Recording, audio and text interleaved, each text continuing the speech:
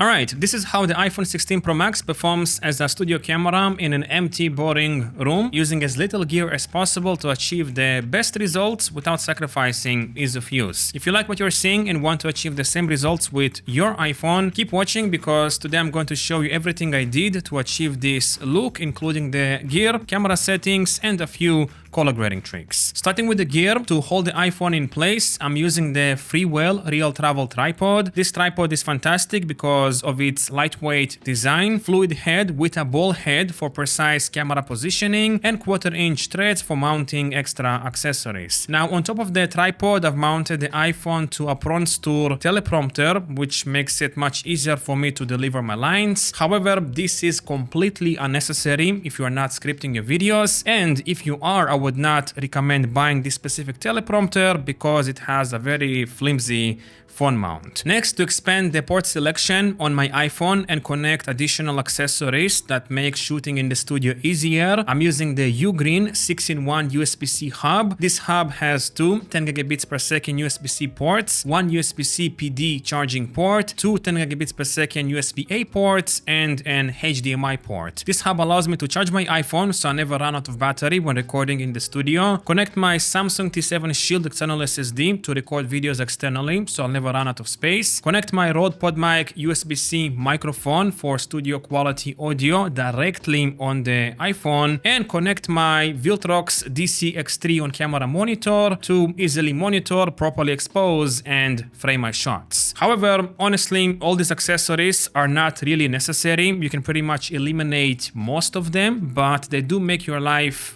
much easier when shooting with the iPhone in the studio, especially the external monitor and the microphone. In my opinion, these two accessories make the biggest difference because if you connect a microphone directly to the iPhone, you won't have to sync anything in post-production when it comes to audio. And if you find a way to monitor yourself either with an external monitor like I do or wirelessly with an iPad or laptop, it will make framing and exposing your shots much easier. Moving on, in terms of lighting, I'm using 3 lights in this shot along with this desk lamp behind me, which I use as a practical light. For the key light, which is illuminating me, I'm using the iFootage SL60DN with a Godox 70 by 100 centimeters softbox. This light is set to 100% brightness to reduce the ISO as much as possible on the iPhone, and it's positioned at about 30 degrees to my left, as close as possible to me without being visible in the frame, rotated to the right to minimize light spill, and pointed downwards to create the most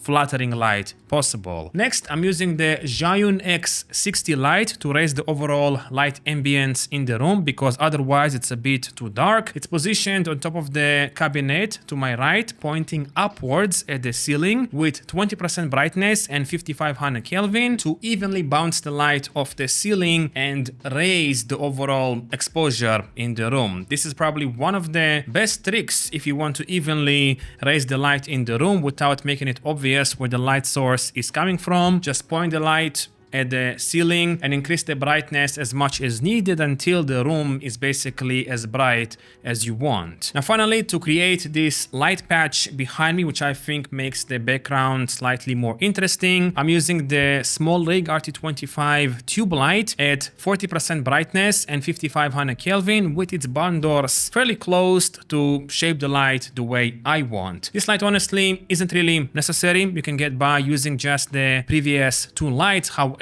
I think it adds a bit of flavor to the background, which helps to separate me from it. Moving on to the camera app, I'm not using the stock Apple camera app because it's limited when it comes to manual settings. Instead, I'm using the free Blackmagic camera app, which offers much more control and flexibility. In there, I'm using the 1x 24mm lens because it has the best sensor and lowest aperture, providing a shallower depth of field and less noise compared to the other lenses. Next, I'm shooting in 4K 25p, Apple ProRes 422 HQ and Apple Log HDR. Apple Log gives me the most flexibility in post-production when color grading, and honestly, the only reason I'm recording in ProRes 422 HQ is because I'm recording to an external SSD. Otherwise, I would just use the H.265 HEVC codec, which I think produces more than good enough results, especially considering how little storage space it takes. Next, I have stabilization turned off because the iPhone is sitting on a tripod and I want to get the widest field of view possible. Then in the monitor settings, HDMI out, I use the clean feed option to display a clean video feed to my external monitor, which I find less distracting than display mirroring. For audio, I use my Rode PodMic USB with mono recording because I prefer to record dialogue in mono, and I set the audio gain to 70% for optimal audio levels. However, keep in mind that gain adjustment only works with external microphones and it can be found in the camera window by tapping the audio meters. Finally, I turned on autofocus so the camera can easily track me when I move around. Set the white balance to 5500 Kelvin and the tint to 0 because my key light is the same color temperature. Set the ISO to 54 to reduce the noise as much as possible and set the shutter speed to 1/50 to get the most exposure with natural motion blur. Now in terms of exposure, honestly I'm not really sure if I'm exposing Apollo correctly, but what I did was set the zebras on my external monitor to 70% and raise the exposure or the lighting until the zebras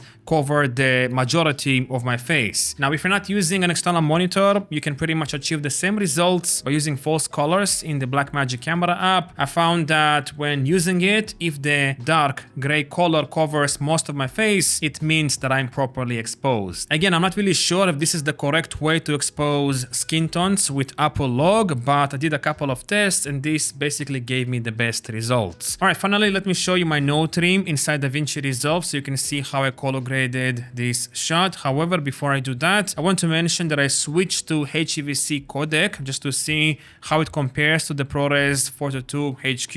If you notice a significant difference, please let me know down below. For the rest of the video, I'm going to use the HEVC codec instead of the Apple ProRes 422 HQ. Let's jump into the computer and show you my Davinci Resolve node trim. Alright, so first of all, I have a CST in here and then a CST out. With the CST in, I'm going from Rec 2020 Apple Log to Davinci Wet Gamut Intermediate because that's my timeline color space. And for the CST out, I'm going from Davinci Wet Gamut Intermediate to Rec 709, but Rec 709 Type A because I'm using a Mac computer. Then I have this exposure/contrast node where I only used the curves and I basically lifted the shadows in here, not crashed, but pulled down the highlights and created a curve to bring back some contrast. This is the before and after, before and after. Alright, next is my balance node where I basically adjusted the white balance. I used the offset wheel in the color wheels and also the temperature slider in here. This is how it looked from camera and this is after the adjustment. And just to make sure I was doing everything properly, I had the vector scope open in here to see if my skin tones are aligned exactly on the skin tone indicator line. Next, I added some saturation using the color slice page in here. Next is my skin node where I basically fine-tuned my skin tones. And again, I also used the color slice page for that because I find it to be the easiest one to use when adjusting the skin tones. In here you have like a skin section where you can change the hue of the skin, as you can see. And I basically slightly push it towards yellow from red, just a little bit. And I also increased the density of skin tone colors to 0.03. As you can see, it basically makes the colors a bit more dense.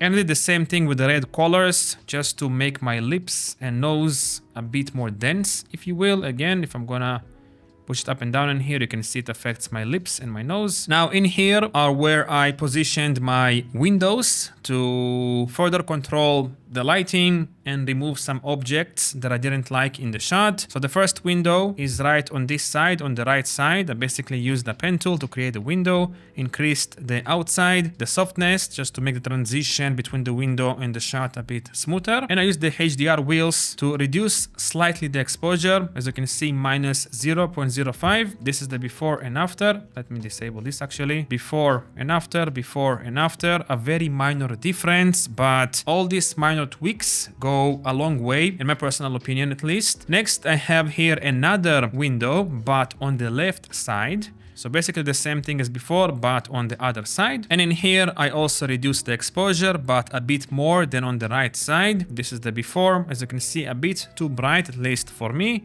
And now it looks a bit better because I want to make myself brighter than the background as much as possible without introducing artifacts, basically. And I think this looks the best, at least in my opinion. Okay, and here I have this haze node where I noticed that the teleprompter, that I do not recommend buying by the way if you're going to use it with an iPhone, introduced some haze in here. So I'm going to disable this. As you can see, this bright spot in here, I think it's from the light shining into the teleprompter, and it just looks nasty in my opinion. So I basically added a window in here with a fade and reduced the exposure with the HDR wheels. And finally in here, this was because I dropped my light stand a few days ago on the wall and it created like a stain in there. It's barely visible, but if I'm going to zoom in here and disable this, you'll see this stain in here. I just found it to be distracting. Like I wanted to have a clean patch of light in here and this stain was just annoying me. So I basically created a window around this stain, went to the blur page and increased the blur to basically remove the stain. As you can see, if I increase the sharpness, it makes the stain more visible, more pronounced. And I basically put it to about 1 in here, something like this. All right, finally, I have here the enhancer node, which is the film emulation plugin that I use all the time to color grade all of my videos with all of my cameras. And I highly recommend for you to check it out. If you do want to check it out, I'm going to leave a link for it down below with a 10% discount. Regardless, with the enhancer, I use the film compression just to compress the highlights on my face a little bit. This is the before and after, before and after. As you can see, it makes the highlights slightly softer and the transition between the midtones and highlights a bit more gradual. Then I also introduced some film grain because personally I prefer it. If you don't have to use it. But this is the before and after, before and after. I basically used the preset 65mm ISO 15, but I only added 7% of this grain because I don't want it to be too much like this, as you can see. And I basically did the same thing with bloom just to soften the highlights a little bit more. But again, I only use 7% of the bloom. And this is the before and after, before and after. Barely visible, but I think it still makes my skin tones and the overall shot look a bit softer and less digital. Okay, moving on, I have here the Film Look Creator node, which is a built-in plugin inside Davinci Resolve. It's basically almost the same as the enhancer, but with less professional tools, if you will. But in here, I use the bleach bypass, which I love using. So this is the before and after, before and after. This bleach bypass basically, desaturates your shot in a way, makes it almost like black and white and introduces contrast, which honestly I really like. So I just put it to like 0.2. And also I used vignetting in here just to introduce some vignetting around me. So that's for the Film Look Creator. And finally, I have here the Look node where I basically selected my skin tones with the qualifier, as you can see. And then I inverted the selection because I wanted to affect everything outside of the selection. Then I went to the HDR wheels, reduced the exposure slightly just to make everything darker besides me, to separate myself more from the background. And also I introduced some teal to the background just to, go for the teal and orange look to again separate me more from the background. So this is, and also I reduced the gain to 0.8 just because it was a bit too harsh. So this is the before and after, before and after. Nothing really crazy, just a minor tweak, but I think because it adds the blue color on the gray background, it makes, the separation between me and the background more pronounced, which makes the shot look more visually interesting. And since I don't have anything really interesting in the background, all these minor tweaks makes the shot look more pleasing in my opinion. All right, I hope you enjoyed this video and found it to be helpful. Honestly, I'm very impressed of how the iPhone 16 Pro Max performs in a studio environment. If I didn't have my Sony camera, I would be more than happy using this iPhone, especially when I know I can connect so many accessories to it and manipulate everything as much as I want in post-production with Apple Log and ProRes 422 and all this stuff. So if you just have an iPhone 15 Pro or 16 Pro and you can shoot an Apple Log, there is no excuse anymore not to create professional looking videos in the studio, outdoors, anywhere you want really. So thanks for watching. Leave your questions and comments down below or tips if you have, and I guess I'll see you in the next one.